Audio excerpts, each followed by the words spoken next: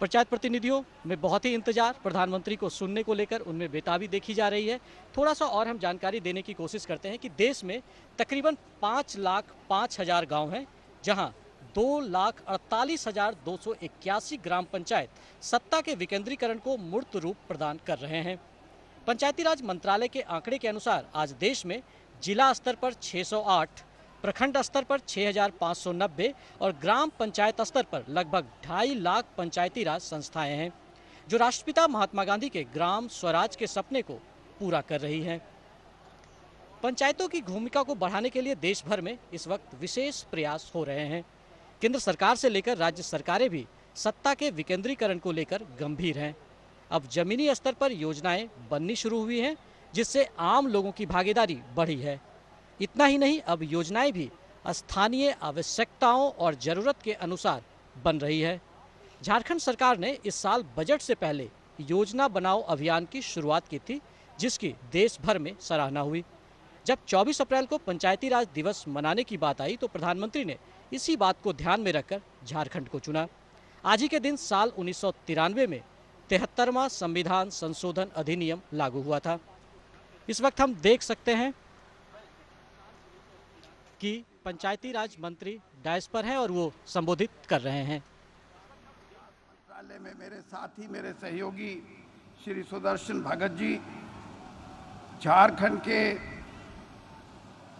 ग्रामीण विकास मंत्री श्री नीलकंठ जी मुंडा और झारखंड के parliamentary affairs minister Saryu Rai ji और कृषि मंत्री झारखंड श्री रणधीर सिंह जी, जमशेदपुर से माननीय सांसद विद्युत वरण महतो जी, सिंहभूम से माननीय सांसद लक्ष्मण गिलुआ जी, हमारे पंचायती राज मंत्रालय के सचिव माननीय श्री विजयानंद जी, झारखंड की मुख्य सचिव और इस कार्यक्रम में राष्ट्रीय पंचायती राज दिवस के ऊपर उपस्थित हमारे सभी राज्यों से आए हुए जनप्रतिनिधि और जिनको आज माननीय प्रधानमंत्री जी से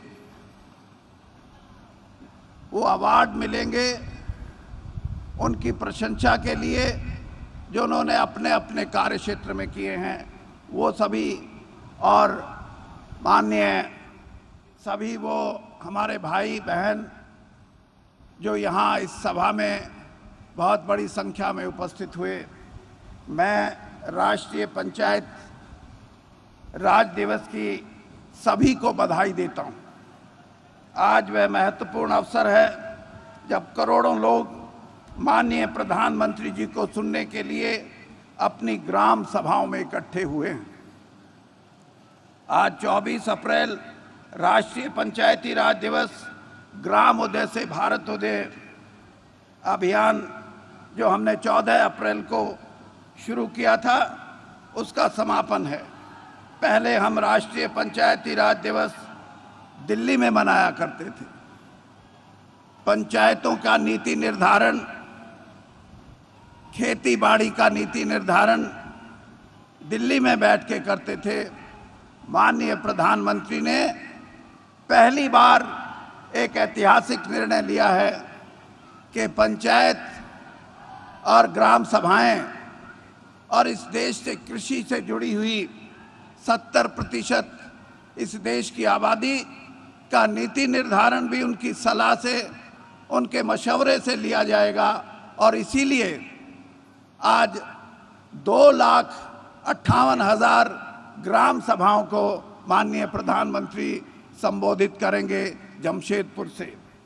ग्राम उदय भारत अभियान डॉक्टर अंबेडकर की 125वीं जयंती के उपलक्ष्य में सामाजिक समरसता कार्यक्रम के रूप में मनाया गया और इसी के साथ ग्राम किसान सभाएं भी की गई। इन ग्राम सभाओं में लोगों ने इकट्ठा होकर अपने गांव के सामाजिक और आर्थिक विकास पर विचार विमर्श किया और ग्राम पंचायत विकास योजनाओं पर चर्चा की। ग्राम सभा एक ऐसा मंच है जहां स्थानीय मुद्दों पर चर्चा की जाती है और समस्याओं के हल निकाले जाते हैं। यह मात्र औपचारिकता नहीं बल्कि इसको निभाने का प्रण लिया है, जहां पहले से लिए गए फैसलों पर सबका सहमत करा लिया जाए, बल्कि यह स्थानीय नियोजन को सक्रिय व जीवंत बनाने का एक उदाहरण है। बाबा साहब अम्बेडकर ने हमें जो संविधान दिया, महात्मा गांधी ने ग्राम स्वराज्य की जो भावना हमें दी, ये सब अभी भी पूरा होना बाकी है। आज़ादी के इतने सालों के बाद जिस प्रकार से हमारे गांव के जीवन में परिवर्तन आना चाहिए था, जो बदलाव आना चाहिए था, बदले हुए युग के साथ ग्रामीण जीवन को भी आगे ले जाने की आवश्यकता थी। लेकिन बहुत अफसोस से कहना पड़ता है कि अभी भी बहुत कुछ करना बाकी है।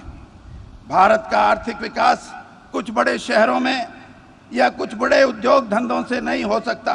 भारत का विकास अगर हमें सच्चे अर्थ में करना है तो लंबे समय तक विकास को, ग्रामीण विकास को स्थायित्व देने के लिए और उसको मजबूत करने से होगा।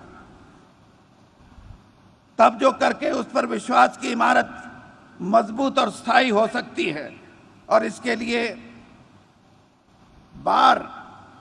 आपने देखा होगा कि बजट पूरी तरह भारत के ग्रामों को समर्पित है, किसान को समर्पित है और एक लंबे समय तक देश के ग्रामीण अर्थव्यवस्था को नई ऊर्जा मिले, नई गति मिले, नई ताकत मिले, उस बल पर दिया गया है। और मैं साफ देख रहा हूं जो भावना महात्मा गांधी की अभिव्यक्ति में आती थी, जो बाबा भीमराव अंबेडकर के संविधान से प्रकट हुई, उसको चरितार्थ करने के लिए टुकड़ों में काम करने से काम नहीं चलेगा।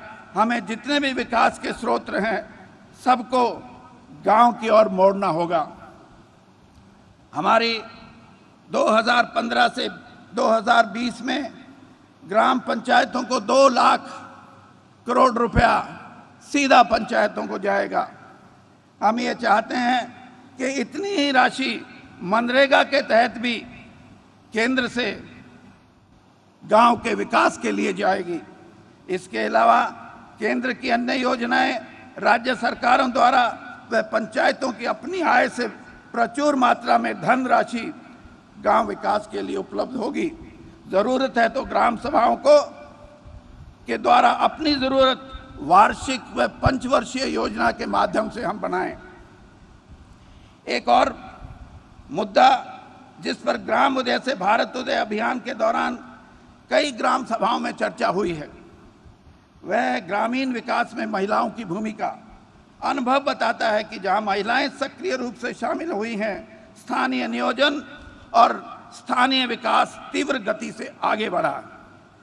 मैं सभी महिलाओं, विशेष रूप से जो स्वयं सहायता समूहों और अन्य समूहों में हैं, निवेदन करता हूं कि आप ये सुनिश्चित करें कि ग्राम सभा में सभी लोग आएं, आपके परिवार और बच्चों की ज़रूरतों पर चर्चा हो, उनकी ज़रूरतों को पंचायतों में सुना जाए और उसका समाधान निकाला जाए। हमारे देश का किसान कुछ नहीं मांग रहा।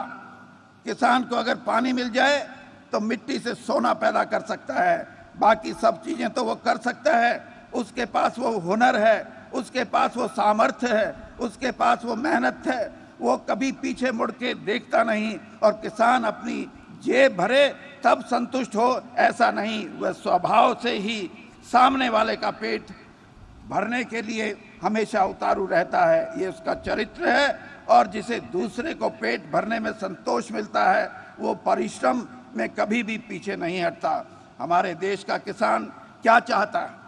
कुछ नहीं चाहता है तो बस खेत के लिए पानी, खाद व बीज। किसान खुद मेहनत कर देश का पेट भरे। माननीय प्रधानमंत्री श्री नरेंद्र मोदी जी के बलिष्ठ हस्तक्षेप से हमारे खेतों के लिए उचित सिंचाई के साधन मुहैया हों। वो एक महत्वाकांक्षी प्रधानमंत्री कृषि सिंचाई योजना की शुरुआत हुई और उसके तहत मोर क्रॉप पर ड्रॉप की भावना से किफ़ायती जल सिंचन उपलब्ध कराया गया। मैं ये बात कहे बगैर नहीं रह सकता कि जिस प्रकार से हमारे प्रधानमंत्री जी ने ये जब देश आज़ाद हुआ उसके 19 साल के बाद ये कहा था कि हमने बैंकों का राष्ट्रीयकरण कर दिया है, लेकिन 50 साल के राष्ट्रीयकरण के बाद भी बैंकों के खातों में इन 50,000 जिसकी शाखाएं हैं उन बैंकों के खाते में 3 करोड़ और 40 लाख खाते थे। अगर ये ठीक है बैंकों का राष्ट्रीयकरण नहीं, वो बैंकों का सरकारीकरण तो हुआ था, लेकिन राष्ट्रीयकरण अगर किसी ने किया है, बैंकों का किसी ने लोकार्पण किया है, तो माननीय प्रधानमंत्री जी ने किया है, जो 1 साल से कम की अवधि में उन 3 करोड़ 40 लाख खातों से 21 करोड़ के खाते हमारे पहुंचा दिए हैं। ये है लोकार्पण, ये है राष्ट्रीयकरण। वो राष्ट्रीयकरण नहीं है जो सिर्फ कुछ चंद लोगों तक महदूद रहे। हमारी सरकार ने 2015 और 16 में ये भी निश्चय किया कि इस देश के सभी ऐसे गांव जिनको जरूरत है सड़क से जोड़ने के लिए, प्रधानमंत्री जी ने वित्त मंत्री जी को कहा कि मैं ये चाहता हूं कि ये 2022 तक नहीं सारे गांव जुड़ने चाहिए, बल्कि 3 साल पहले 2019 तक जुड़ने चाहिए। और इन्होंने जो इस देश के गांव से वादा किया, हम भी आपको ये कह रहे हैं कि अगले 3 साल में इस देश की 1,40,000 किलोमीटर सड़कें जो 2022 तक बननी थी वो 2019 तक हम पूरा करके देंगे। हमने जो काम का बीड़ा उठाया उसको पूरा किया है। हमने जो काम का बीड़ा उठाया उसको आपके सामने प्रस्तुत किया है। और आज प्रधानमंत्री जी जो देश को संबोधन कर रहे हैं, ये इस देश की 70% जनसंख्या उनको सुनेगी, और जो उनका पैगाम होगा, जो आदर्श वो हमारी ग्राम सभाओं के सामने रखेंगे। मैं ये दावे से कह सकता हूं कि इस देश के अंदर एक नई क्रांति की शुरुआत हुई है। कोई छोटी बात नहीं है ये कहना कि आने वाले चंद सालों में इस देश के गांव में रहने वाले लोगों की आमदनी दूनी हो जाएगी, डबल हो जाएगी। मैं कोई अर्थशास्त्री नहीं हूं, लेकिन मेरे एक साथी ने बताया जो अर्थशास्त्री है, उसने कहा कि जिस दिन आपका ये सपना, प्रधानमंत्री का सपना साकार होगा, 3.5% सकल घरेलू उत्पाद की दर एकदम बढ़ जाएगी, और 20 लाख करोड़ रुपया जो आज शहरों में बसता है वो रुपया गांव के गरीब से गरीब आदमी पे, किसान के पास पहुंचेगा, और गांव की अर्थव्यवस्था मजबूत होगी। और जब गांव की अर्थव्यवस्था मजबूत होगी तो भारत की अर्थव्यवस्था मजबूत होगी। मैं इसलिए आप सभी साथियों से ये कहना चाहता हूं कि इस मौके पे आप हमारा साथ देंगे।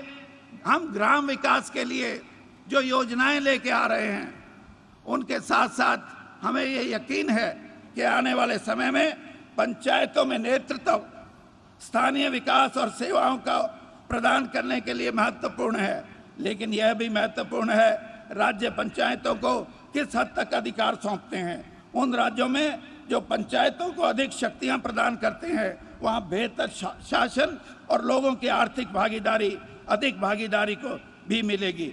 आज हम ऐसे राज्यों को सम्मानित करेंगे जिन्होंने पंचायतों को सबसे अधिक शक्तियां सौंपी हैं। आज पहली बार ऐसे राज्यों को भी पुरस्कृत करेंगे जिन्होंने कानून को अनुसूचित क्षेत्रों की पंचायतों का विस्तार पेशा 1996 के कानून के अनुकूल बनाने के लिए अधिक प्रयास किए हैं। पेशा 5वीं अधिसूची के क्षेत्रों में लागू है, और यह भूमि, प्राकृतिक संसाधनों, लघु खनिज और शराब व अन्य नियंत्रण आदि पर ग्राम सभाओं को अधिकार प्रदान करती है। आइए इन राज्यों का सम्मान करके हम ग्राम सभा का लोगों का सम्मान करें। ग्राम उदय से भारत उदय अभियान का उद्देश्य लोगों को सशक्त बनाना, अपने गांव का विकास करना और अपने देश को आगे ले जाना है। आइए आज राष्ट्रीय पंचायती राज दिवस के अवसर पर हम अपनी पंचायतों को मजबूत बनाने के लिए संकल्प लें ताकि एकजुट होकर हम सब देश के विकास में भागीदार बने। अंत में मैं प्रधानमंत्री जी का धन्यवाद करता हूं। इन्हीं के शब्द थे जो मैं दोहराना चाहता हूं, और वो ये थे कि गांव से संबंधित योजनाएं अब दिल्ली के दफ्तरों में बैठ के नहीं बनेंगी, बल्कि गांव की जनता के सामने जनसभाओं में और गांव के अंदर बैठ के बनेंगी। इसी पैगाम को लेके हमें उम्मीद है कि आने वाले युग में एक युग परिवर्तन होगा, और देश, गांव जब आर्थिक तौर पे मजबूत होगा तो देश भी आर्थिक तौर पे मजबूत होगा। इन शब्दों के साथ आपका फिर जो सारे देश से आए हुए पंचायत के प्रतिनिधि हैं, आपका बहुत बहुत स्वागत। धन्यवाद। धन्यवाद माननीय। और अब माननीय मुख्यमंत्री झारखंड आदरणीय श्री रघुवर दास जी से मेरा अनुरोध है कि कृपया सभा को संबोधित करें।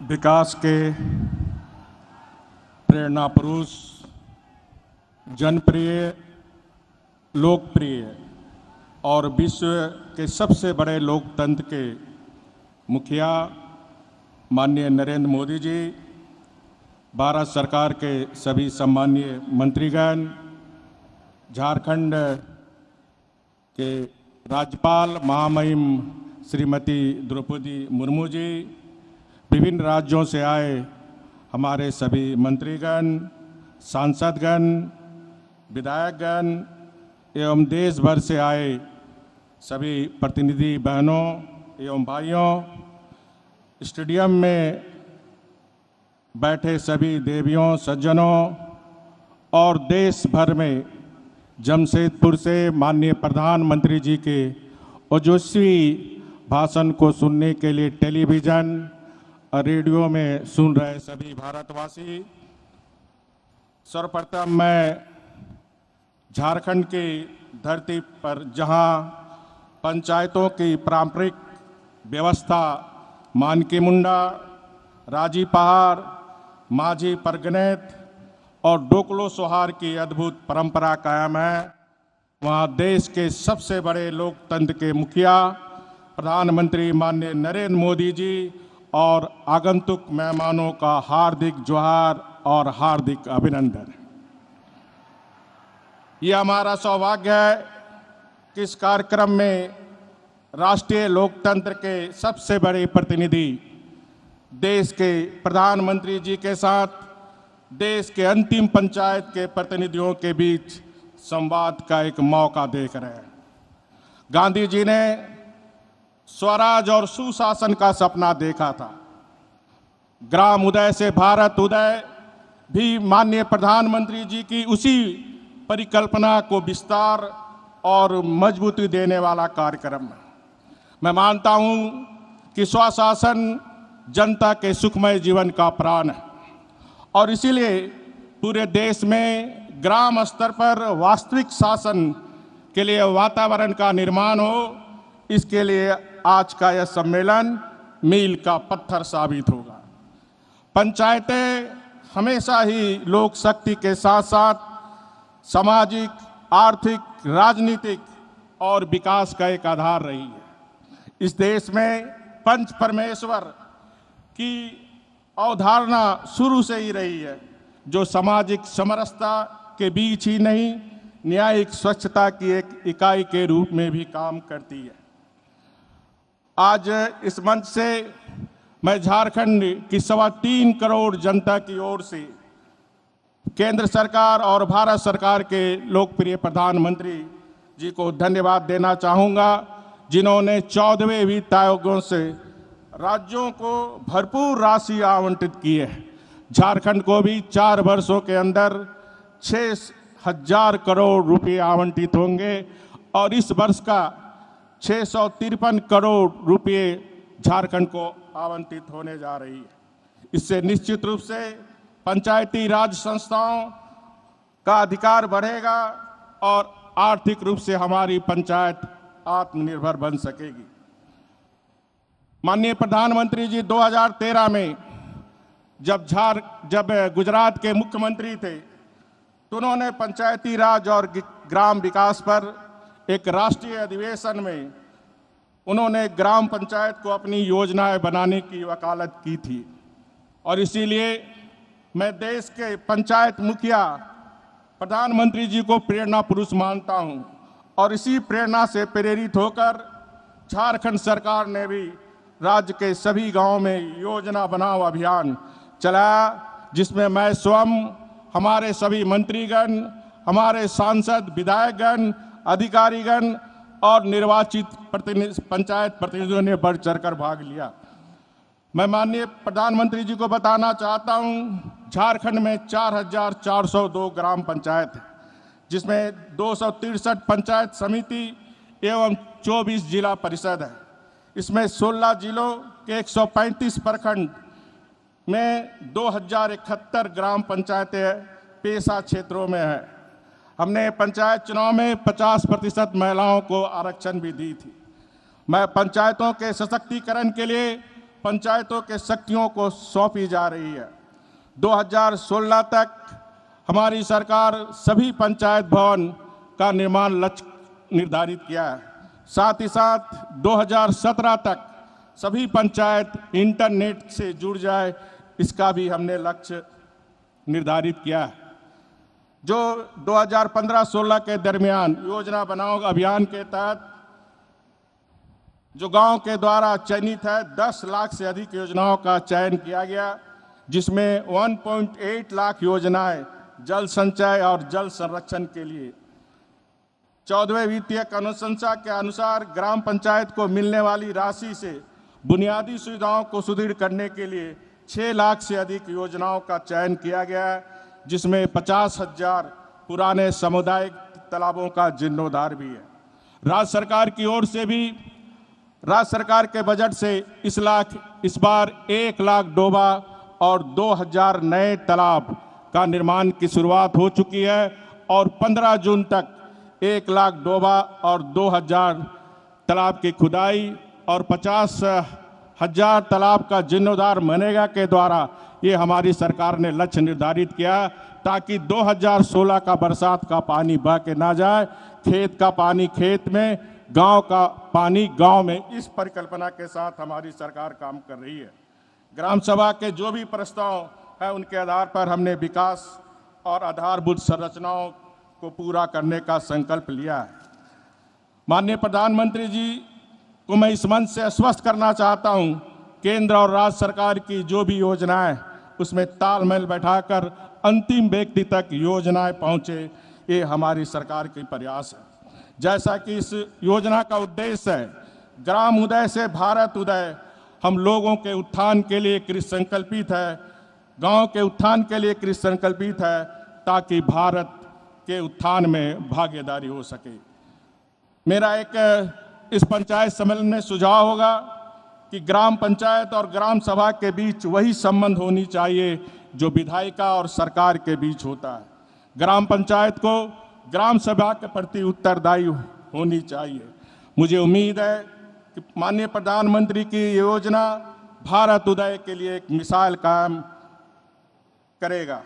जिस तरह स्मार्ट सिटी के साथ स्मार्ट विलेज की अवधारणा बनी है, उसी तरह ग्राम उदय से भारत उदय का सपना सफल होगा। गांव का अगर विकास होगा तो पलायन भी रुकेगी, गांव की अगर अर्थव्यवस्था ठीक होगी तो देश की भी अर्थव्यवस्था ठीक होगी। इसलिए अंत में मैं आप सबों से अपील करना चाहूँगा कि आइए आज का इस संकल्प को प्रधानमंत्री के सामने हम दोहराएं। मैं कहूँगा ग्राम उदय से, तो आप कहेंगे भारत उदय से। ग्राम उदय से, ग्राम उदय से, ग्राम उदय से। इन्हीं शब्दों के साथ जय झारखंड, भारत माता की जय। बहुत बहुत धन्यवाद माननीय देवियों और सज्जनों। झारखंड सरकार द्वारा किसान एकल खिड़की केंद्रों की स्थापना, विभिन्न कृषि तथा किसान कल्याण की योजनाओं से संबंधित जानकारी और सलाह देने और योजना के अंतर्गत सुविधापूर्वक लाभ पहुंचाने के उद्देश्य से प्रत्येक प्रखंड में की जा रही है। आइए पहले किसान एकल खिड़की केंद्र पर आधारित एक लघु फिल्म का रसास्वादन करें।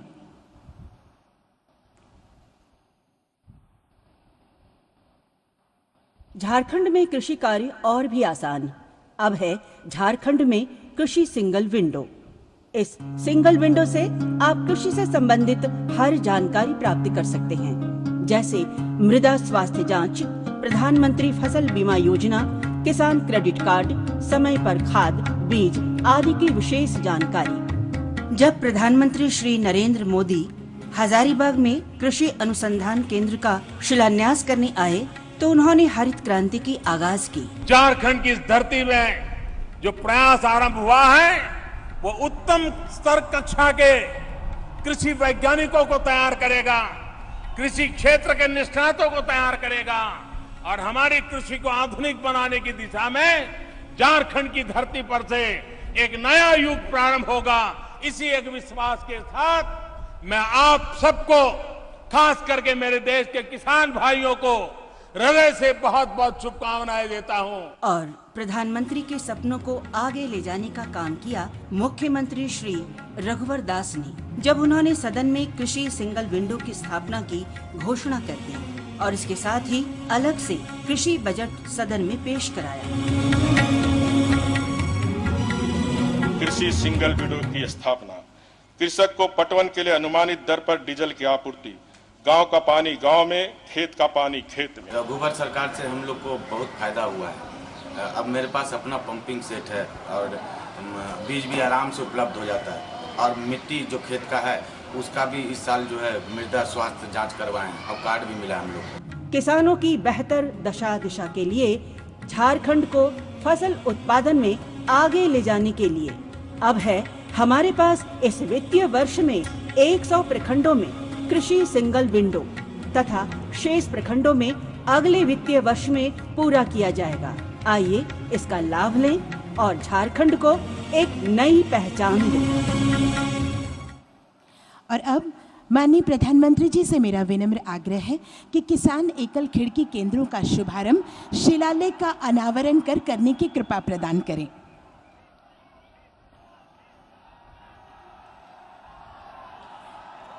माननीय प्रधानमंत्री महोदय अपने कर कमलों से इस शिलालेख का अनावरण करेंगे। देवियों और सज्जनों, प्रत्येक किसान को सहूलियत के साथ सेवाएं उपलब्ध कराने के लक्ष्य की और किसान एकल खिड़की दूरगामी योगदान प्रदान करेंगे। किसान एकल खिड़की इन केंद्रों की स्थापना विभिन्न किसान और कृषि कल्याण की योजनाओं से संबंधित जानकारी के लिए सभी प्रखंडों में उपलब्ध होगी। धन्यवाद माननीय। और अब माननीय प्रधानमंत्री जी से मेरा विनम्र आग्रह है कि आज के इस अवसर पर पंचायती राज मंत्रालय के नए अधिदेश मैंडेट का अपने कर कमलों से विमोचन करने की कृपा करें। देवियों और सज्जनों, भारत सरकार ने 14वें वित्त आयोग की सिफारिशों को स्वीकार कर लिया है। इन सिफारिशों के द्वारा लोगों की अनुभूत आवश्यकताओं के आधार पर उन्हें मूलभूत सेवाएं उपलब्ध कराने के लिए ग्राम पंचायतों को महत्वपूर्ण संसाधन अंतरित किए गए हैं।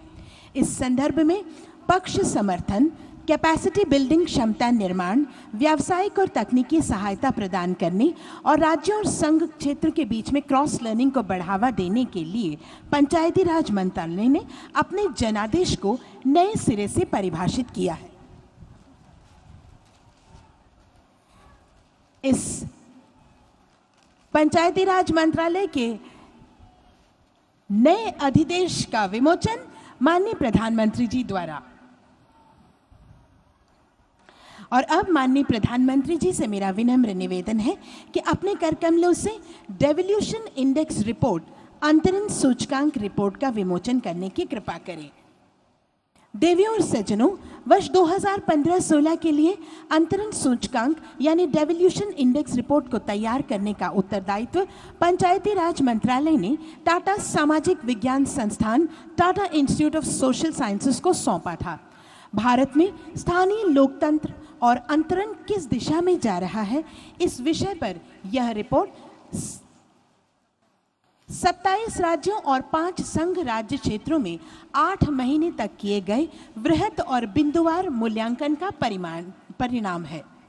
देवियों और सज्जनों, इस वर्ष अंतरण रिपोर्ट 2015-16 में पंचायतों को अंतरण का मूल्यांकन किया गया है।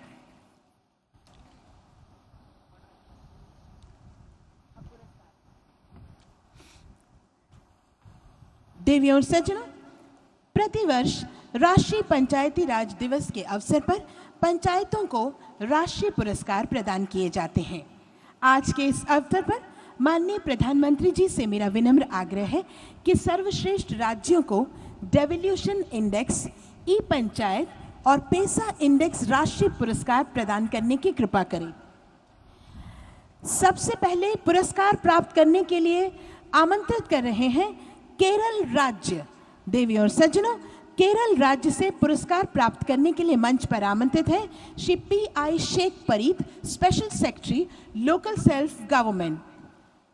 केरल राज्य को क्यूमुलेटिव डेवोल्यूशन इंडेक्स में प्रथम स्थान और ई पंचायत कैटेगरी 1 में दूसरा स्थान प्राप्त हुआ है। और अब आमंत्रित है महाराष्ट्र राज्य से क्यूमुलेटिव डेवोल्यूशन इंडेक्स में दूसरा स्थान प्राप्त राष्ट्रीय पुरस्कार प्राप्त करने के लिए जोरदार तालियों के बीच सुश्री Pankaja Gopinath Munde, minister rural development and Panchayati Raj, और श्री वी गिरिराज, प्रमुख सचिव ग्रामीण विकास एवं पंचायती राज, महाराष्ट्र सरकार। और अब आमंत्रित है कर्नाटक राज्य को क्यूमुलेटिव इंडेक्स में तीसरा स्थान और ई पंचायत कैटेगरी में प्रथम स्थान पुरस्कार प्राप्त हुआ है। पुरस्कार प्राप्त करने के लिए मैं मंच पर आमंत्रित करती हूं Shri H.K. Patil, minister rural development and Panchayati Raj, और डॉक्टर नागांबिका देवी, प्रमुख सचिव ग्रामीण विकास एवं पंचायती राज।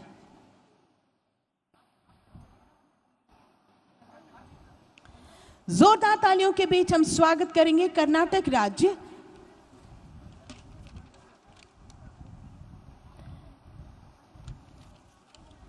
कर्नाटक राज्य को क्यूमुलेटिव डेवोल्यूशन इंडेक्स में तीसरा स्थान और ई पंचायत कैटेगरी 1 में प्रथम स्थान प्राप्त हुआ है।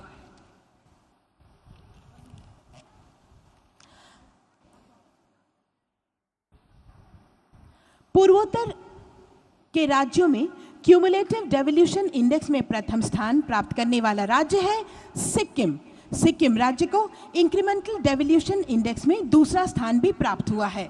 पुरस्कार प्राप्त करने के लिए मंच पर आमंत्रित है Shri Sonam Dadul Bhutia, parliament secretary, rural management and development department, और doctor D.R. Nepal, principal secretary, rural management and development department.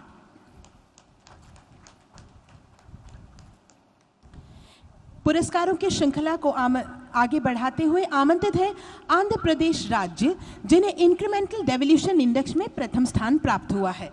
पुरस्कार प्राप्त करने के लिए मंच पर आ रहे हैं श्री चिंतयकला अयन पत्रुडू, माननीय मंत्री पंचायती राज, रूरल वाटर सप्लाई, और श्री K.S. जवाहर रेड्डी, प्रमुख सचिव पंचायती राज। और अब उड़ीसा राज्य को मंच पर आमंत्रित करती हूं। उड़ीसा राज्य को इंक्रीमेंटल डेवोल्यूशन इंडेक्स में तीसरा स्थान प्राप्त हुआ है। पुरस्कार ग्रहण करने के लिए मंच पर आ रहे हैं Shri Devranjan Kumar Singh, commissioner and secretary, Panchayati Raj department.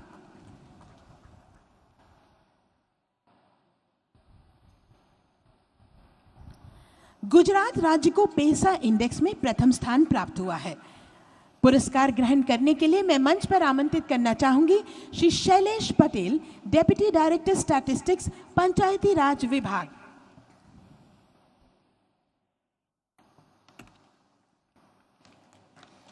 देवी और सज्जनों, मध्य प्रदेश राज्य को भी पेसा इंडेक्स अवार्ड में प्रथम स्थान प्राप्त हुआ है।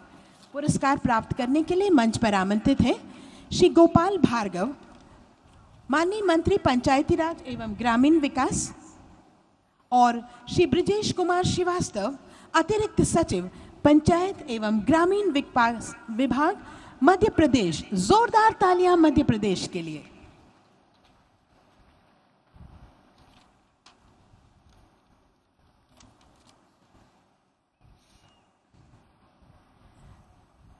राष्ट्रीय पुरस्कारों की श्रृंखला में आमंत्रित है असम राज्य।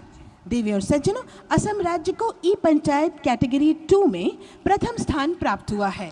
मंच पर आमंत्रित हैं श्री रॉकेबल हुसैन, मंत्री पंचायती राज एवं ग्रामीण विकास, और श्री वी प्यारेलाल, अतिरिक्त मुख्य सचिव, असम सरकार।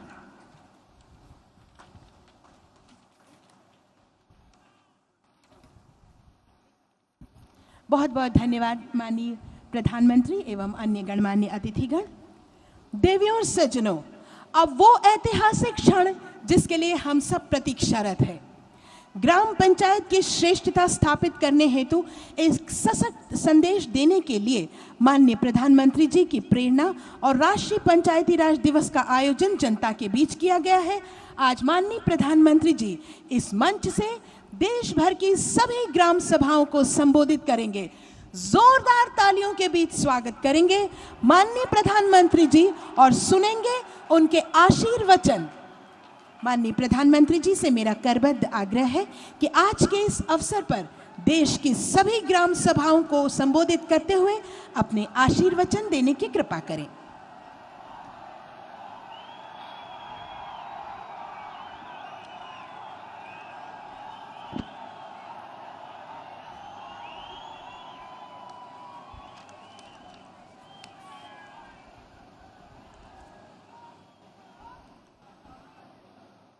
मंच पर विराजमान झारखंड की राज्यपाल श्रीमती द्रौपदी मुर्मू, झारखंड के जनप्रिय मुख्यमंत्री श्रीमान रघुवर दास, केंद्र में मंत्रिपरिषद के मेरे साथी, ग्रामीण विकास के लिए जी जान से जुटे हुए श्रीमान वीरेंद्र सिंह जी, केंद्र में मंत्रिपरिषद के मेरे साथी श्रीमान निहाल चंद, केंद्र में मंत्रिपरिषद के मेरे साथी श्रीमान सुदर्शन भगत जी, झारखंड सरकार में मंत्री श्रीमान नीलकंठ सिंह मुंडा, मंत्री श्रीमान सरयू राय, मंत्री श्रीमान रणधीर सिंह, सांसद श्रीमान विद्युत वरण महतो जी, सांसद श्रीमान लक्ष्मण गिलुवा जी, सचिव पंचायती राज श्री एस.एम. विजयानंद जी, झारखंड मुख्य सचिव श्रीमती राजबाला वर्मा जी और विशाल संख्या में पधारे हुए झारखंड के मेरे प्यारे भाइयों बहनों और देश भर की पंचायतों से आए हुए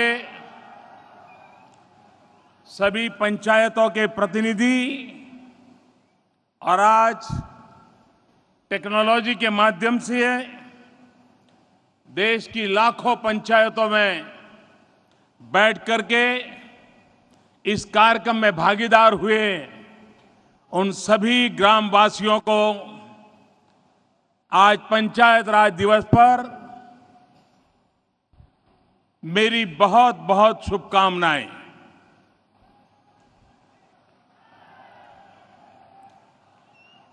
सामान्य रूप से पंचायत राज दिवस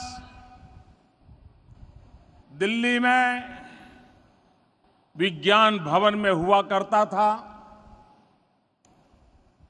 कुछ प्रतिनिधि आते थे, मान सम्मान,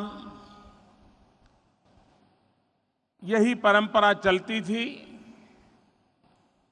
हमने आकर के एक प्रयास किया कि देश बहुत बड़ा है, दिल्ली ही देश है, इस भ्रम में से बाहर आना चाहिए।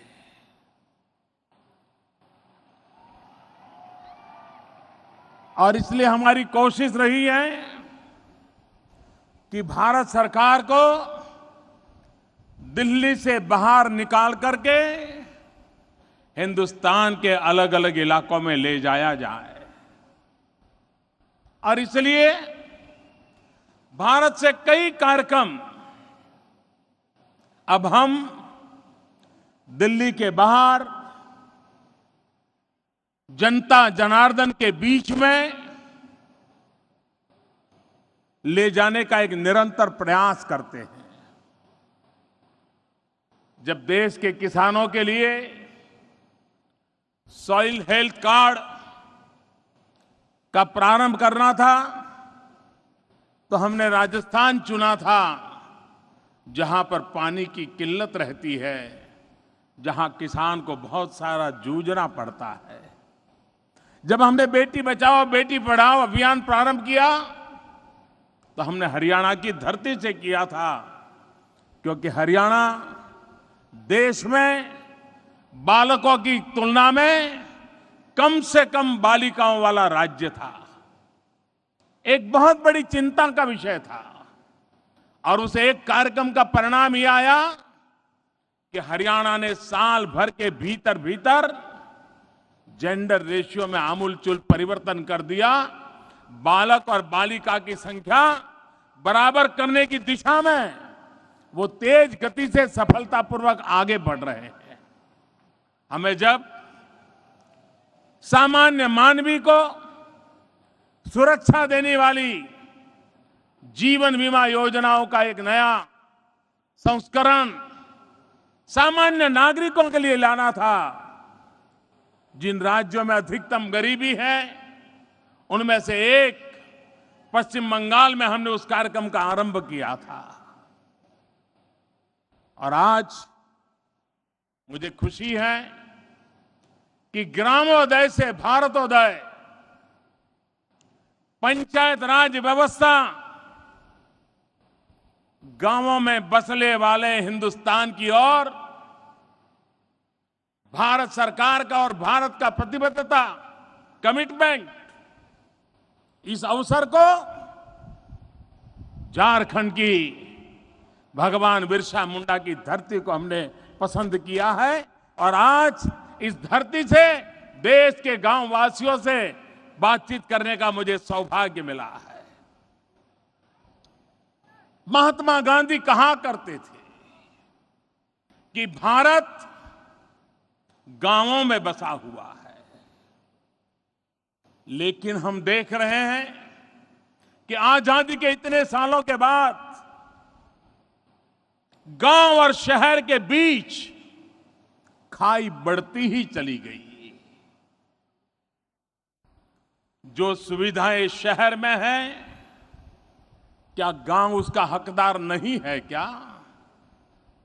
अगर बिजली शहर को मिलती है तो बिजली गांव के गरीब के घर तक जानी चाहिए कि नहीं जानी चाहिए? अगर शहर में बढ़िया सड़क है तो गांव के लोगों को भी आने जाने को काम आ जाए, ऐसी तो सड़क मिलनी चाहिए कि नहीं मिलनी चाहिए? और इन बातों को लेकर के आज बार का आपने बजट देखा होगा, पूरे देश भर में वाहवाही हो रही है कि आजादी के कई वर्षों के बाद पहली बार गांव का आदमी जी जान से कह सके कि ये मेरा बजट है, मेरे लिए बजट है, गांव के लिए बजट है, किसान के लिए बजट है। ऐसा विश्वास इस बजट से प्रस्तापित हुआ है। भाइयों बहनों, 14 अप्रैल से 24 अप्रैल ये पंचायत राज दिवस तक ग्रामोदय से भारत उदय देश के लाखों गांवों में 10 दिन का एक बड़ा अभियान चलाया गया। 14 अप्रैल को इस अभियान का प्रारंभ मैंने भारत के संविधान निर्माता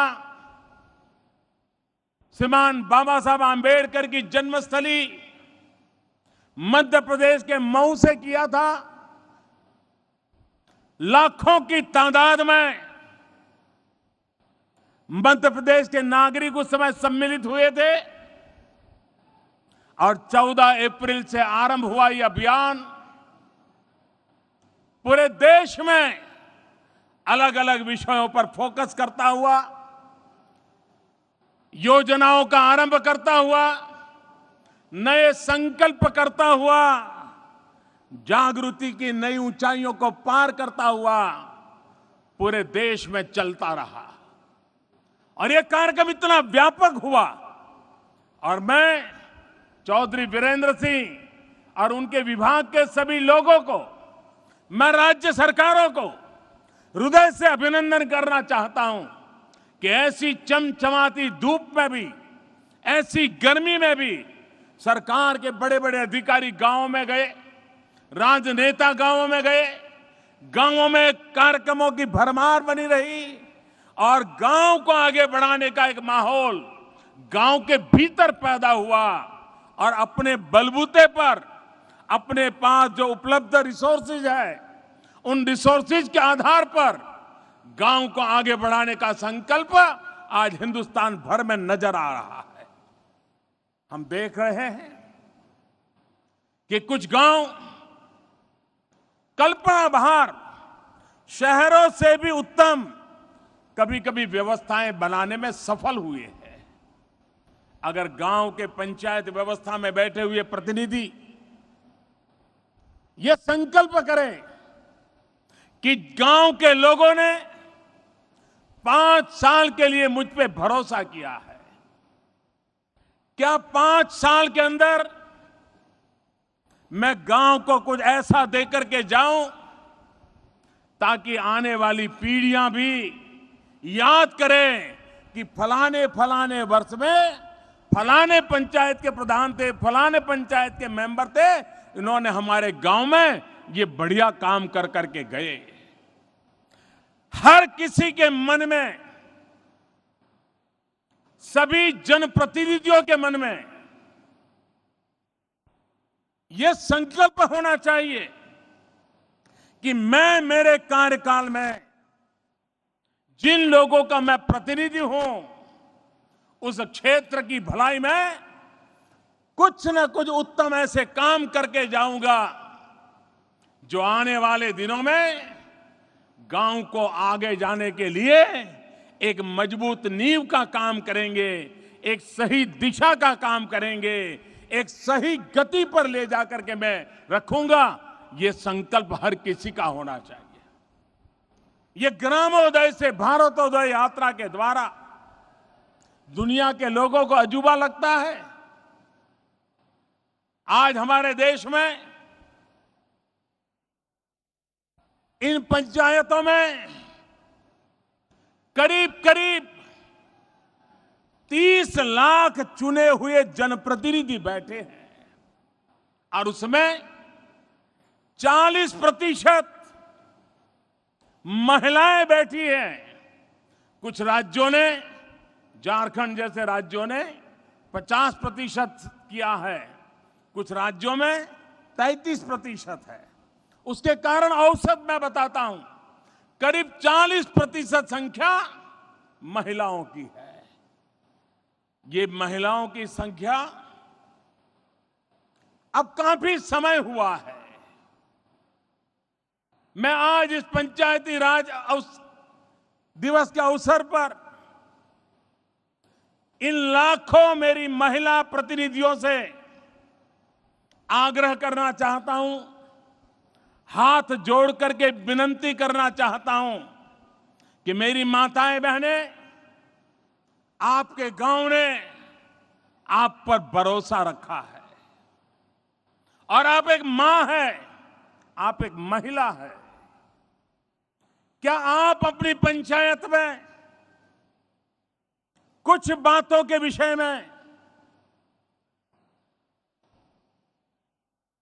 नेतृत्व करके परिवर्तन ला सकती हो क्या? अगर 40% महिलाएं पंचायत में बैठी हो, कानून ने अपना काम कर दिया, मतदाताओं ने मत देकर के अपना काम कर दिया, लेकिन चुने हुए प्रतिनिधि और विशेष करके महिलाएं ये संकल्प कर सकती हैं कि जिस गांव में 40% बहनें हम पंचायत में जाकर के फैसले करते हैं, निर्णय में भागीदार बनते हैं, क्या हम ये तय कर सकते हैं कि हम जिस गांव में बैठी हैं, अब हमारे गांव में हमारी एक भी माता या बहन को, बेटी को खुले में शौचालय के लिए नहीं जाना पड़ेगा। हम शौचालय बना के रहेंगे। भारत सरकार, राज्य सरकार की शौचालय बनाने की योजना को हम खुद समय निकाल करके जाएंगे, लागू करके रहेंगे। और अगर मैंने कई गांव देखे हैं, एकाध बुढ़िया मां भी संकल्प कर ले कि मैं अब गांव में किसी को खुले में शौचालय जाने के लिए मजबूर होने दे, ऐसी स्थिति नहीं रहने दूंगी। तो ऐसे गांवों में हर घर में शौचालय बन गए। आज भी मेरी माताओं बहनों को खुले में शौच के लिए जाना पड़े, इससे बड़ी शर्मिंदगी की कोई बात नहीं है। और इसलिए मैं विशेष लाखों की तादाद में चुनी हुई मेरी माताओं बहनों से मैं आग्रह करता हूं कि आप इस काम पर ध्यान दें। मैं दूसरी बात उनसे करना चाहता हूं कि सरकार की तरफ से बजट मिलता है, स्कूलों में बच्चों के लिए मध्याह्न भोजन चलता है। आप जनप्रतिनिधि हैं, आप चौकसी करें कि सरकार के पाई पाई का उपयोग अच्छा मध्याह्न भोजन बन करके उन छोटे छोटे बालकों के पेट में जाता है कि नहीं जाता है। बालक तो भगवान का रूप होता है। हमारे गांव का बालक कुपोषण से पीड़ित हो, ये बात अगर मैं जनप्रतिनिधि एक महिला हो तो मुझे कभी भी गवारा नहीं होनी चाहिए। मैं इसमें बदलाव लाने के लिए एक जनप्रतिनिधि के नाते मैं अपने कर्तव्य का पालन करूंगी।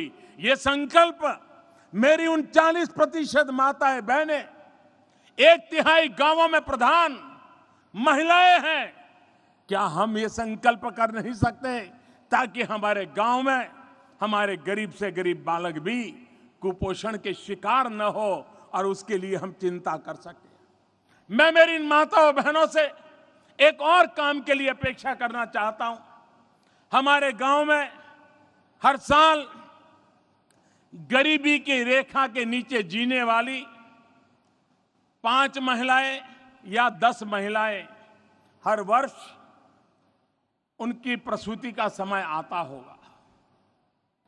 ये प्रसव काल के दरमियान मैं जनप्रतिनिधि के नाते, अरे गांव में गरीबी की रेखा के नीचे जीने वाले 3 बहनों की प्रसव है या 5 बहनों की है या 10 बहनों की है, क्या गांव के अंदर एक जन जागृति ला करके 9 महीने तक उस मां को अच्छा आहार मिले, अच्छा पोषक खाना मिले, इसके लिए गांव मिलकर के इतनी जिम्मेवारी उठा सकता है क्या?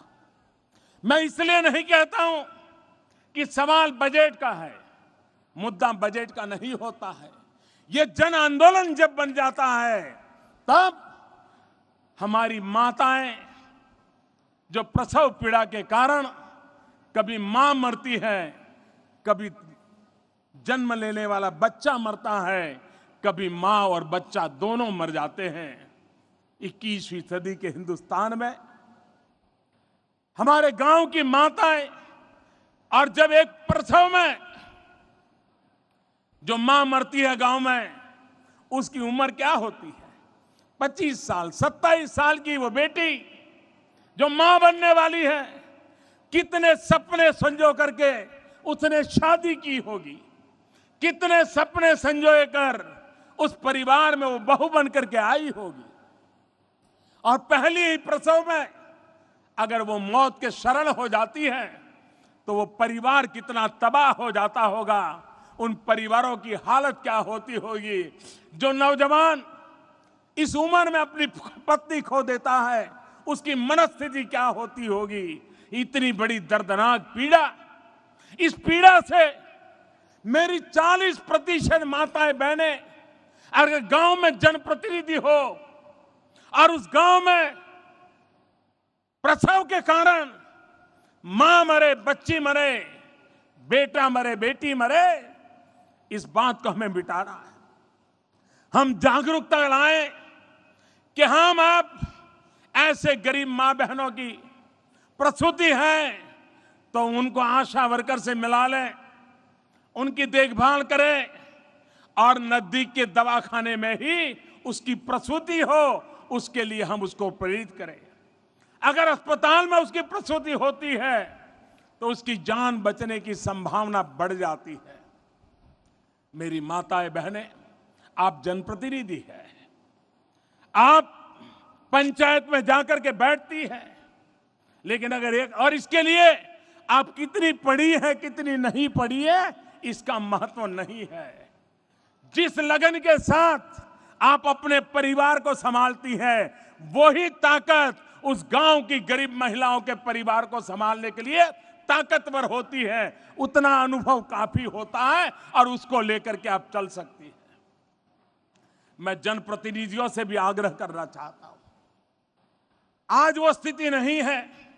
पहले का जमाना था कि गांव के जो एकाध सुखी परिवार होता था वो पंचायत का प्रधान हुआ करता था।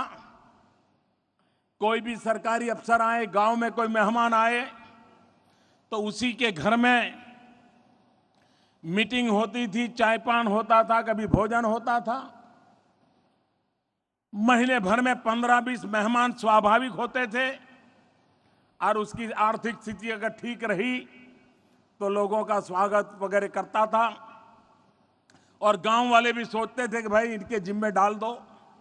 लेकिन वो दिन थे जब गांवों के पास अपना कोई बजट नहीं हुआ करता था, गांव को अपने तरीके से ही गुजारा करना पड़ता था।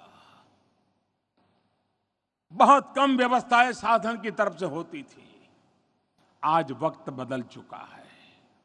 आज तो लाखों रुपये हर साल गांव के पास आते हैं और पंचायत प्रधानों के चुनाव में भी जो इतनी स्पर्धा आई है उसका मूल कारण भी ये विपुल मात्रा में धन जो आ रहा है वो भी एक कारण है। लेकिन मैं चाहता हूं इस धन का योजनाबद्ध तरीके से अगर जनप्रतिनिधि अपने 5 साल के लिए तय करें तो अपने गांव में उत्तम से उत्तम परिणाम ला सकते हैं।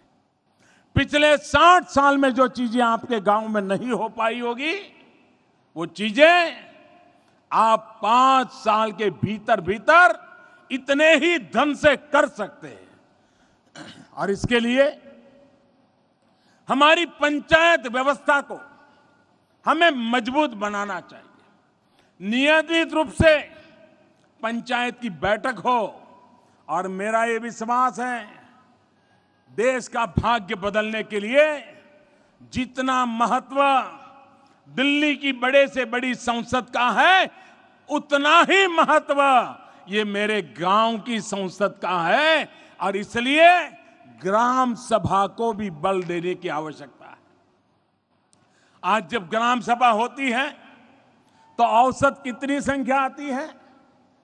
एक कहने को कागज पर लिखने वाली ग्राम सभा होती है। अरे ग्राम सभा की डेट पहले से तय हो, उस दिन ग्रामोत्सव का माहौल हो, सुबह प्रभात फेरी निकले, बच्चे भी गांव में जागृति लाए, छोटा मोटा उत्सव का माहौल हो और फिर शाम में ग्राम सभा हो। तो आज ग्राम सभा में 5%, 10%, 15% लोग आते हैं। महिलाएं तो बहुत कम आती है, कभी कभी तो जनप्रतिनिधि भी नहीं पहुंचते हैं। क्या हम संकल्प कर सकते हैं कि हम ऐसी ग्राम सभा करेंगे जिसमें कभी भी गांव की आबादी के 30% लोग एब्सेंट नहीं रहेंगे? ये हम संकल्प करके हम लोगों को लाने का प्रयास कर सकते हैं। और देखिए, ग्राम सभा में तय करिए कि ये करना है, ऐसे करना है, पूरा गांव आपको मदद करेगा। अगर सफाई का अभियान चलाना है तो गांव उत्तम से उत्तम सफाई का उदाहरण दे सकता है। आज भी कई गांव हैं जिन्होंने अपने बलबूते पर सफाई का अभियान चलाया है और गांव में जो कूड़ा कचरा इकट्ठा होता है वो गांव के बाहर उन्होंने वर्मी कंपोस्ट के बेड बनाते हैं, गड्ढे बनाते हैं और केचुए ला करके डालते हैं। अच्छा सा खाद्य भी मिल जाता है और वो फर्टिलाइजर बेचते हैं, गांव को ही किसान ले जाते हैं। गांव में सफाई भी रहती है और खेत को अच्छा खाद भी मिलता है। ये होता नहीं है इसलिए कि पैसे हैं, इसलिए होता है कि ग्राम पंचायत का प्रधान, गांव के चुने हुए प्रतिनिधि, गांव का शिक्षक, गांव के 2-4 आगेवान लोग ये जब मिलकर के तय करते हैं, बदलाव आना शुरू हो जाता है। गांव सफाई के विषय में थोड़े से कदम उठा लें, वो आर्थिक रूप से लाभप्रद होता है। ऐसा उत्तम खाद्य गांव की सफाई से निकलता है कि हमारे खेतों की हालत को सुधार सकता है। मैं गांव पंचायत के मेरे प्रधानों से आग्रह करना चाहता हूं, क्या हम इतने बड़ी मात्रा में प्रतिनिधि बैठे हैं, हम चाहते होंगे कि गांव में रोड बने, गांव में पंचायत का घर बने, ये सब तो चाहते होंगे, लेकिन क्या गांव में शिक्षक हो, गांव में स्कूल हो, सरकारी बजट खर्च होता हो, लेकिन उसके बावजूद भी अगर मेरे गांव के बच्चे महीना 2 महीना स्कूल जाकर के जाना बंद कर दे, तो इसकी चिंता पंचायत के लोगों को होती है कि नहीं होती है? अगर हमें चिंता नहीं होती है तो हम गांव के मुखिया नहीं है। अगर आज एक बच्चा उसकी कुल स्कूल छूट जाती है, इसका मतलब ये हुआ कि भविष्य में अपने गांव में हम एक ऐसा नौजवान तैयार कर रहे हैं जिसके भविष्य में अंधकार लिखा हुआ है। अगर वो बच्चा स्कूल गया, हर हफ्ते हमने थोड़ी जानकारी ली, पूछताछ की, कोई बच्चा स्कूल नहीं जाता है तो गांव का प्रधान अगर उसके माँ बाप से बात कर लेता है कि देखो भाई, मास्टर जी आए थे, कह रहे थे कि फलाने का बेटा स्कूल नहीं आ रहा है, क्या हुआ, बीमार तो नहीं है? इतना सा अब अगर गांव का प्रधान पूछ ले, पंचायत का सदस्य पूछ ले, तो गांव में बच्चों को स्कूल ले जाने के लिए माँ बाप भी जागरूक हो जाएंगे। वो शिक्षक भी अगर उदासीन होगा, उसकी अगर रुचि नहीं होगी, लेकिन अगर गांव के पंचायत के लोग जागरूक है, गांव जागरूक है, तो वो शिक्षक भी अपनी पूरी ताकत से पढ़ाई के अंदर ध्यान देगा और आपके गांव के बच्चों की जिंदगी बदल देगा। और इसलिए हम पंचायत के प्रधान के नाते हम सिर्फ रोड बना कि नहीं बना, बजट आया कि नहीं आया, इससे सीमित रहते हुए जन सुविधा की ओर भी ध्यान दें। हमारे यहां पल्स पोलियो का खुराक खिलाया जाता है। कितने जनप्रतिनिधि हैं कि जो हफ्ते पहले से पल्स पोलियो के काम को अपने कंधे पर उठा लेते हैं और तय करते हैं कि हमारे गांव का कोई बच्चा टीकाकरण से बाकी नहीं रह जाएगा, पोलियो के खुराक से बाकी नहीं रह जाएगा। हम 5 साल हमारे कार्यकाल के दरमियान 100% टीकाकरण करवा लेते हैं, पोलियो का खुराक पहुंचा देते हैं, तो हमारा सौभाग्य होगा कि हमारे गांव में कोई भी ऐसा बच्चा नहीं होगा, कोई भी ऐसी बच्ची नहीं होगी जिसको कभी लकवा मार जाए, वो जीवन भर दिव्यांग के रूप में रहने के लिए मजबूर हो जाए और पूरा गांव जीवन भर उसके दया भाव की तरह देखता रहे। हम चाहते हैं कि हमारा गांव स्वस्थ रहे, तो हमारे बालक स्वस्थ होने चाहिए। हमारे बालक स्वस्थ रखने हैं तो हमें जो सरकार की योजनाएं हैं, एक पंचायत के चुने हुए प्रतिनिधि के नाते उसे परिपूर्ण करने के लिए हमें जागरूकता दिखानी होगी। हमने स्वयं ने नेतृत्व करना होगा और इंद्रधनुष योजना, पुराने जितने ऐसे बालक छूट गए हैं, उन बालकों को अब इस हेल्थ के कवर में लाने का एक बड़ा अभियान है। करोड़ों करोड़ों बालक अभी भी ऐसे हैं कि जो किसी न किसी कारण से इसका फायदा नहीं ले पाए हैं या हम फायदा नहीं पहुंचा पाए हैं। मैं पंचायत में चुन करके बैठा हूं। मेरे गांव में मेरा संकल्प होना चाहिए कि अब कोई भी बालक को अपंग होने की, दिव्यांग होने की, उसका शरीर का कोई भाग लकवा मार जाए, ऐसी परिस्थिति मैं होने नहीं दूं। ये मेरा संकल्प होना चाहिए। अगर एक के बाद एक पंचायत में चुने हुए मेरे प्रतिनिधि मेरे गांव के जीवन को बदलना तय करें। हम जानते हैं वर्षा पर हमारी खेती निर्भर है। अगर गांव में किसान परेशान है तो गांव की बाकी कारोबार भी बंद हो जाते हैं। लुहार की कमाई भी बंद हो जाती है, सुथार की भी कम हो जाती है, मोची की भी कम हो जाती है, हर किसी की तकलीफ हो जाती है। पूरा अर्थ कारण गांव का खराब नष्ट हो जाता है। लेकिन कृषि भी, क्या हम वन पर ड्रॉप मोर क्रॉप, क्या ऐसे गांव नहीं हो सकते कि जो संकल्प करें कि हमारे गांव के जितने किसान हैं, उनकी जितनी भी जमीन है, 1000 बीघा होगी, 2000 बीघा होगी, जितनी जमीन होगी, हम पूरा गांव तय करते हैं कि हमारे गांव का एक भी किसान अब ऐसा नहीं होगा कि जो ड्रिप इरिगेशन और स्प्रिंकलर का उपयोग न करता हो। हम पानी बचाएंगे, हम आधुनिक खेती करेंगे, हम सॉइल हेल्थ कार्ड देंगे, हम पशुपालन करवाएंगे, हम शहद के लिए मधुमक्खी का काम करवाएंगे, जहां मत्स्य उद्योग होता होगा वहां मछली पालन का करवाएंगे। हम कोशिश करेंगे कि हमारा किसान ये जो योजनाएं हैं, उन योजनाओं को लाभ लेने के लिए आगे कैसे आए। और आपने देखा होगा, जिस गांव का प्रधान सक्रिय होता है, जिस गांव के चुने हुए जनप्रतिनिधि सक्रिय होते हैं, तो सरकार को भी, सरकारी अधिकारियों को भी उस गांव में काम करने का जरा मजा आता है, क्योंकि उनको भी अपने टारगेट पूरे करने होते हैं, अपने लक्ष्यांक पूरे करने होते हैं। सरकारें उनसे हिसाब मांगती हैं, इसलिए वो भी क्या करते हैं, जो गांव जागरूक है, अच्छा कर सकता है, उन्हीं गांवों के पास जाते हैं और कहते हैं देखो ये योजना आई है, आप लागू कर दो।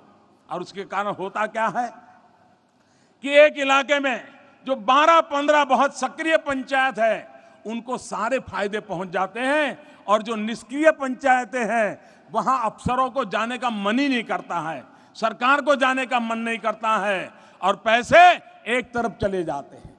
मेरे भाइयों बहनों, स्थिति अच्छी नहीं है।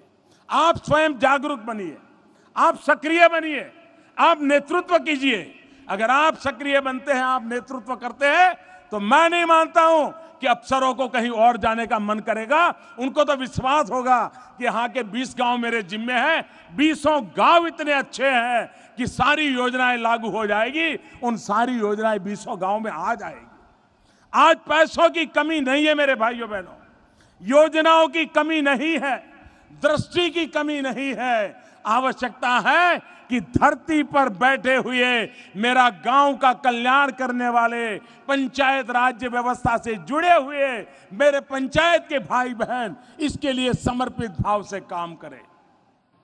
क्या हम संकल्प कर सकते हैं सरकार की योजनाओं के द्वारा,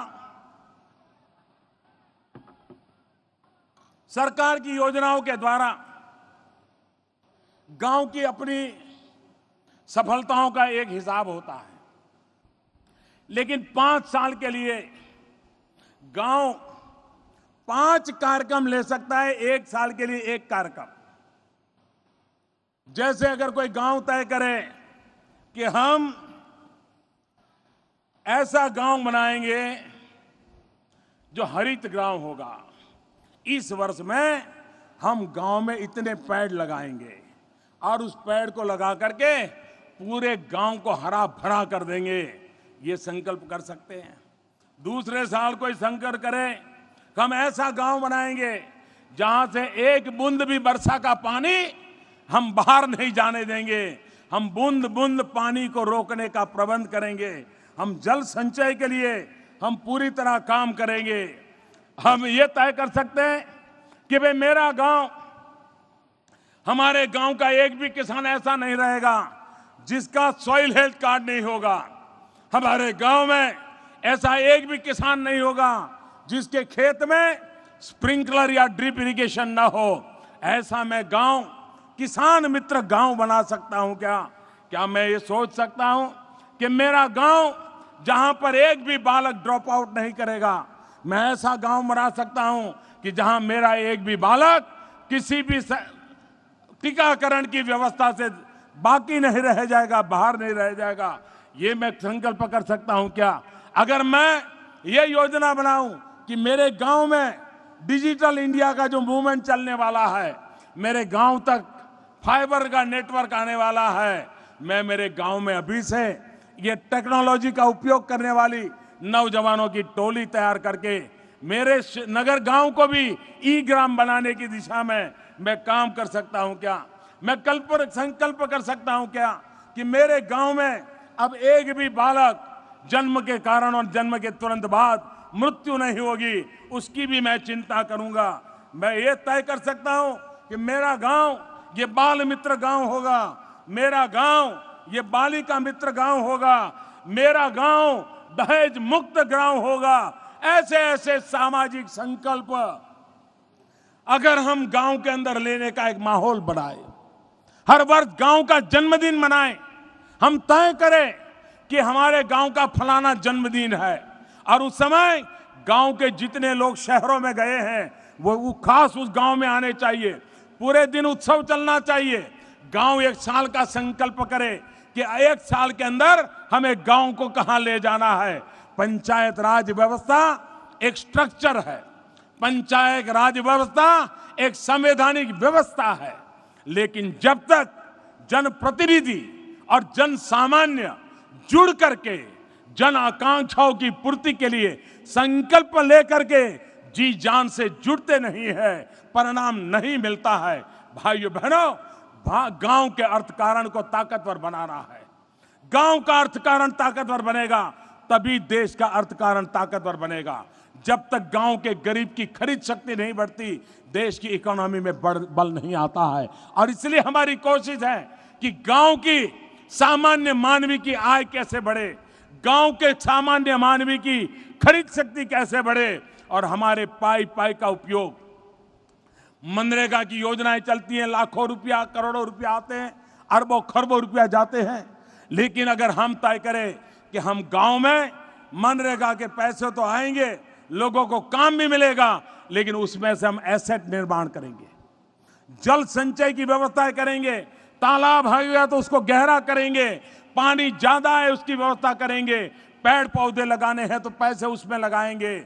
आप देखिए, पैसों का सही उपयोग भी हमारे गांव के जीवन को बदल सकता है।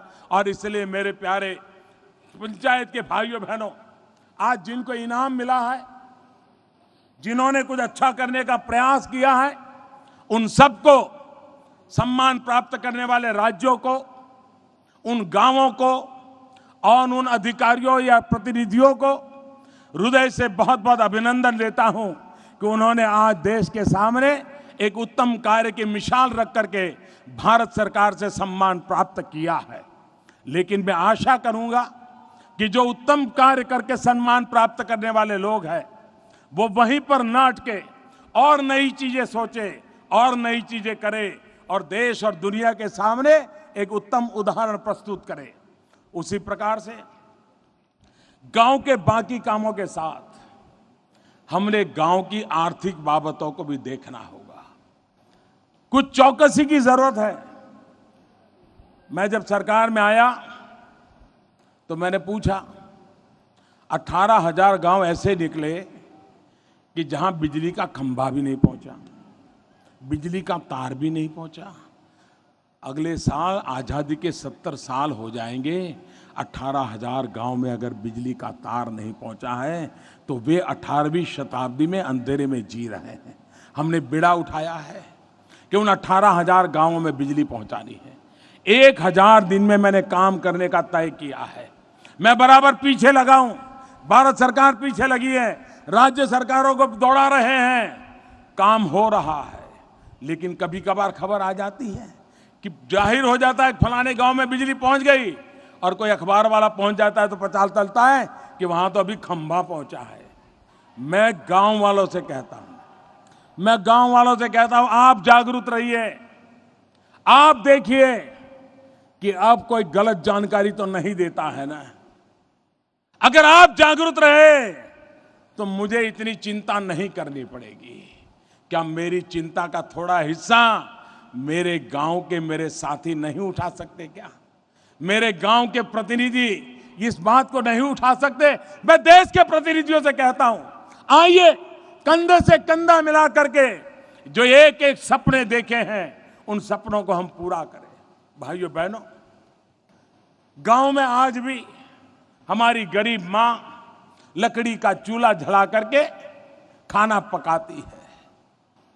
और आपको जान करके हैरानी होगी, वैज्ञानिकों का कहना है कि एक मां जब घर में लकड़ी का चूल्हा जला करके खाना पकाती है तो उसके शरीर में 400 सिगरेट जितना धुआं जाता है। 400 सिगरेट। अगर मेरी मां के शरीर में 400 सिगरेट का धुआं चला जाए तो उस मां की तबीयत का हाल क्या होगा? उन बच्चों की तबीयत का क्या हाल होगा? क्या हम आजादी के इतने सालों के बाद 21वीं सदी में खाना पकाने के कारण हमारी गरीब माताओं को मरने देंगे?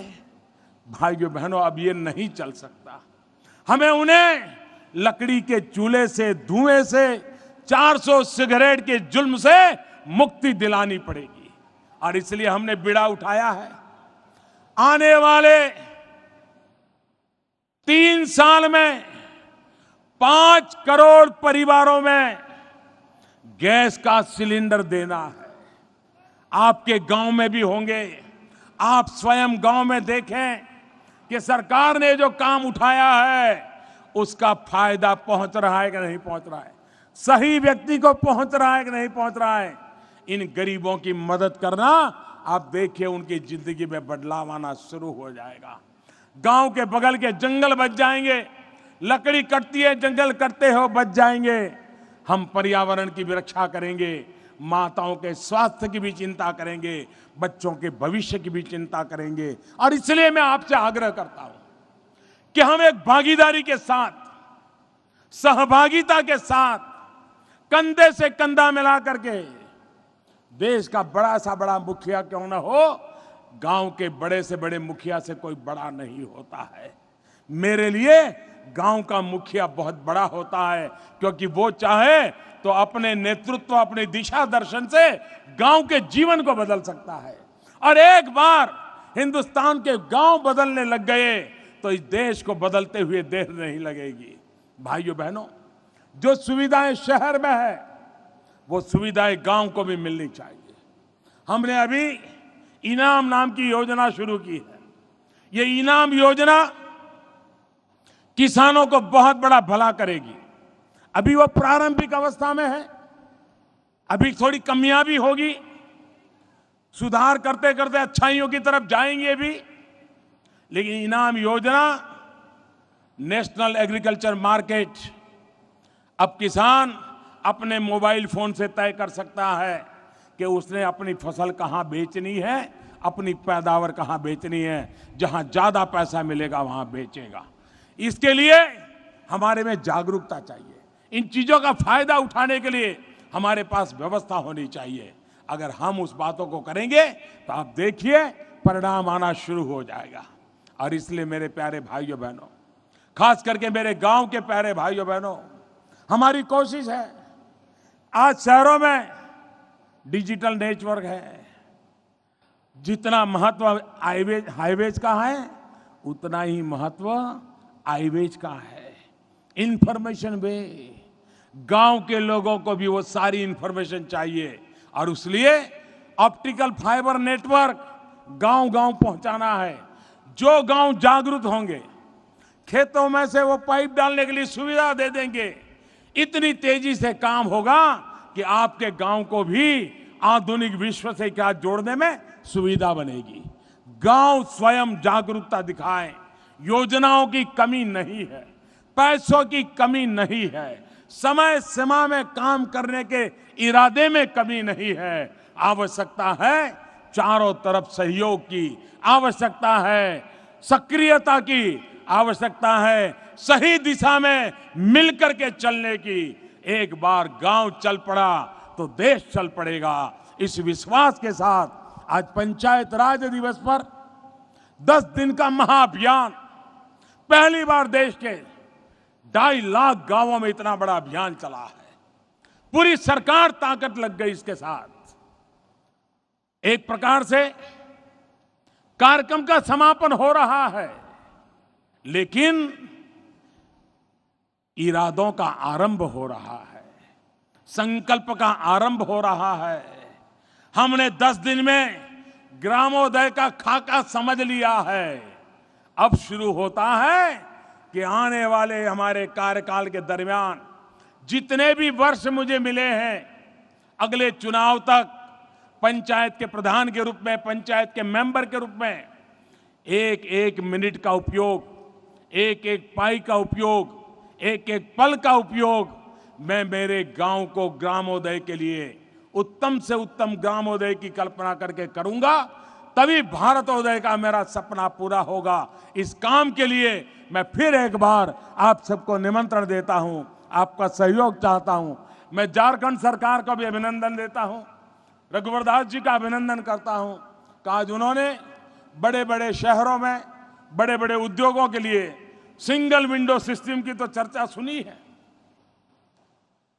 उद्योगकारों के लिए सिंगल विंडो सिस्टम के लिए हर सरकार बात करती है, लेकिन रघुवर दास जो हैं किसानों के लिए जीने मरने वाली सरकार, वो कहती है हम किसानों के लिए सिंगल विंडो प्रारंभ करेंगे।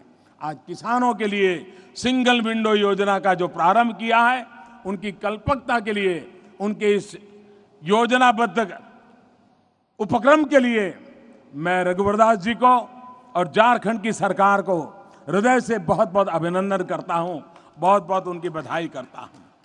इतना बड़ा कार्यक्रम मैं देख रहा हूं, आज 40-45 डिग्री टेम्परेचर है, लेकिन जब मैं आया पूरा स्टेडियम चकाचक भरा हुआ था। इतना बड़ा उत्साह, उमंग, इतना बड़ा सफल कार्यक्रम करने के लिए मैं श्रीमान रघुवर दास जी और सरकार को और झारखंड की जनता को हृदयपूर्वक बहुत बहुत अभिनंदन देता हूं। और देश भर में इंटरनेट के माध्यम से, टीवी के माध्यम से ग्राम सभा में जो लोग बैठे हैं, उन किसान और भाइयों को, उन ग्राम सभा के भाइयों को, उन ग्राम पंचायत के प्रतिनिधियों को फिर से एक बार आभार व्यक्त करता हूं, अभिनंदन करता हूं। और मैं फिर से एक बार आग्रह करता हूं कि ग्रामोदय का बीड़ा उठा लीजिए, ग्रामोदय का संकल्प लेके चल पड़िए।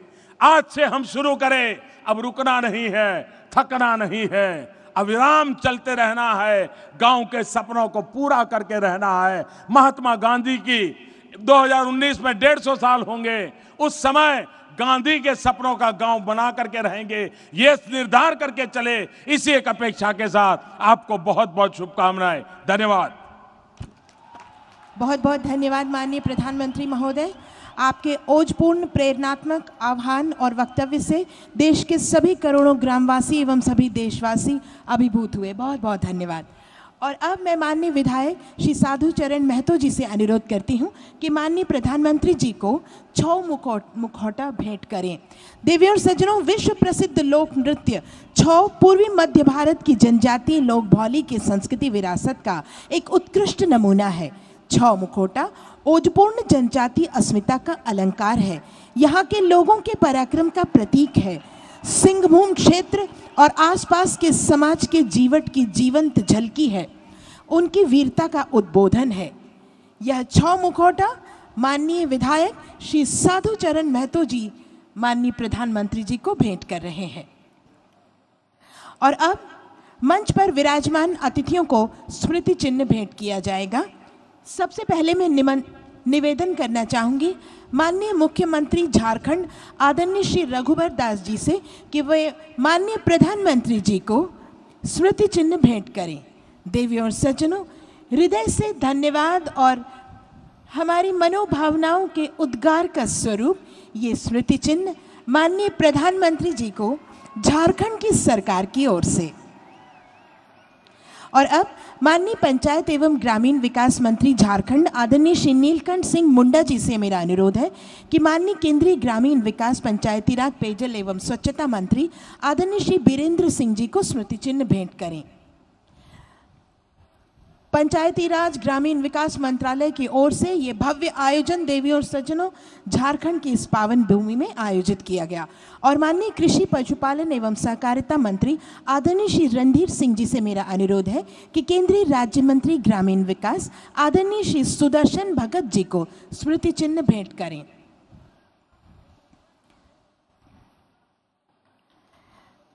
माननीय मुख्य सचिव महोदया झारखंड आदरणीय श्रीमती राजबाला वर्मा जी से मेरा अनुरोध है कि केंद्रीय राज्य मंत्री पंचायती राज श्री निहाल चंद जी को स्मृति चिन्ह भेंट करें।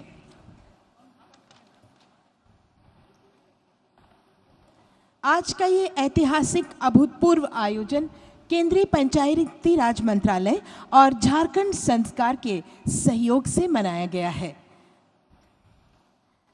और अब माननीय श्री निहाल चंद जी, केंद्रीय राज्य मंत्री पंचायती राज से मेरा विनम्र आग्रह है कि आज के इस अवसर पर धन्यवाद ज्ञापित करने की कृपा करें।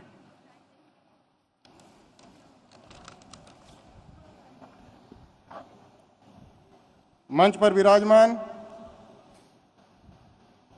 आदरणीय प्रधानमंत्री जी, माननीय राज्यपाल महोदय आदरणीय चौधरी वीरेंद्र सिंह जी, झारखंड के मुख्यमंत्री आदरणीय रघुवर दास जी, लोकसभा में हमारे सहयोगी आदरणीय सुदर्शन भगत जी, श्रीमान नीलकंठ सिंह जी, श्री सरयू राय जी, आदरणीय रणधीर सिंह जी, यहाँ के सांसद महोदय श्रीमान महतो साहब, आदरणीय लक्ष्मण जी, मुझे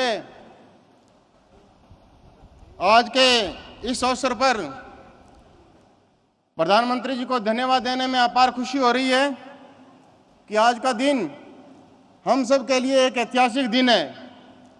24 अप्रैल का दिन हिंदुस्तान के इतिहास में और झारखंड की धरती पे स्वर्ण अक्षरों में हमेशा हमेशा के लिए लिखा जाएगा। हिंदुस्तान के 68 साल के इतिहास में पहली बार दिल्ली से बाहर एक इतना बड़ा पंचायती राज सम्मेलन हो रहा है। मैं धन्यवाद देना चाहूँगा कि आदरणीय प्रधानमंत्री जी को, जिन्होंने 1 साल पहले गांव मजबूत तो देश मजबूत ये आह्वान हम सबको किया था। उन्होंने कहा था कि ग्राम विकास योजना का एक प्लान बनाना चाहिए और मैं आप सबके माध्यम से आदरणीय प्रधानमंत्री जी से निवेदन करना चाहूँगा कि इस देश के 27 राज्य जिन्होंने ग्राम विकास प्लान की तैयारी की है और ग्राम विकास प्लान पे चल रहे हैं। मैं दूसरा धन्यवाद और देना चाहूँगा कि 14 फाइनेंस कमीशन में एक इतनी बड़ी राशि देश के प्रधानमंत्री जी ने सीधे ग्राम पंचायतों को देने का आह्वान किया है। एक एक ग्राम पंचायत को सीधा इतना बड़ा पैसा देना एक बहुत बड़ी बात है।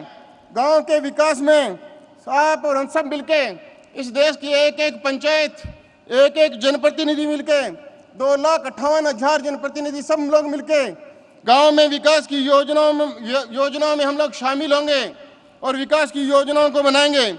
मैं इस अवसर पर श्रीमान प्रधानमंत्री जी का आभार प्रकट करना चाहूँगा कि जिन्होंने ग्रामोद्योग से भारतोद्योग के विजन सभी देश के वासियों के सामने रखा है।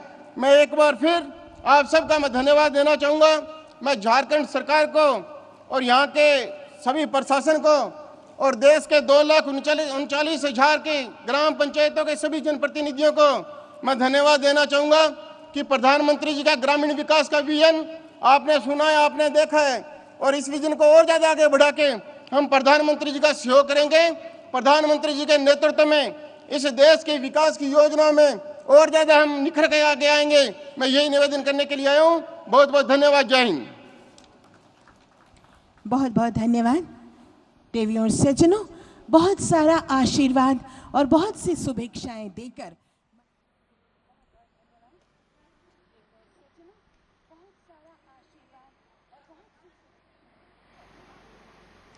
प्रधानमंत्री का यहाँ पर धन्यवाद ज्ञापन हो गया। प्रधानमंत्री स्टेडियम से बाहर निकलते हुए प्रधानमंत्री का कार्यक्रम यहाँ पर संपन्न हो चुका है।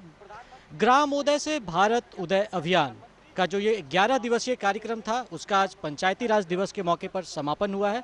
प्रधानमंत्री इस कार्यक्रम में शामिल हुए। यहाँ पर उन्होंने जो संबोधन दिया, उसका सारे देश के पूरी ग्राम सभा में उसका प्रसारण किया गया। ग्राम सभा में मौजूद पंचायत प्रतिनिधि और दूसरे सदस्य